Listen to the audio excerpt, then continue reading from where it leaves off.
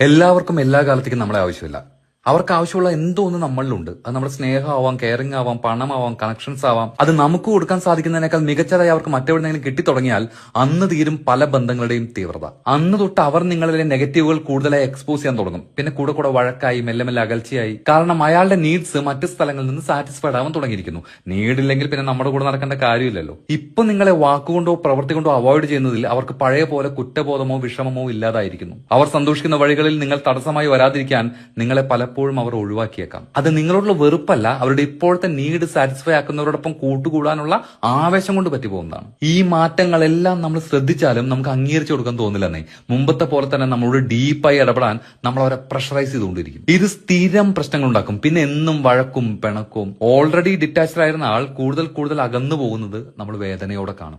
എല്ലാവർക്കും എല്ലാ കാലത്തേക്കും നമ്മളെ ആവശ്യമില്ലെന്നേ.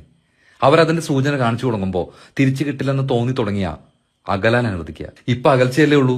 പിടിച്ചു വെക്കാൻ ശ്രമിക്കും തോറും ഈ അകൽച്ച വെറുപ്പാവാം. നിങ്ങളിൽ നിന്നുള്ളതിനേക്കാൾ സന്തോഷവും വൈബും കിട്ടുന്ന, നിങ്ങളെക്കാൾ നല്ലതെന്ന് അവർക്ക് തോന്നുന്നിടത്തേക്കല്ലേ അവരിപ്പോ പോയത്. നമുക്ക് അവരെ ഇഷ്ടമാണ്. അവര് സന്തോഷിക്കുന്നത് കാണാനും നമുക്ക് ഇഷ്ടമല്ലേ. വിട്ടുകൊടുക്കുക. നമുക്കറിയാലോ നമ്മളെക്കാൾ നന്നായി അവരെ സ്നേഹിക്കാൻ വേറെ ആർക്കും കഴിയില്ലെന്ന്.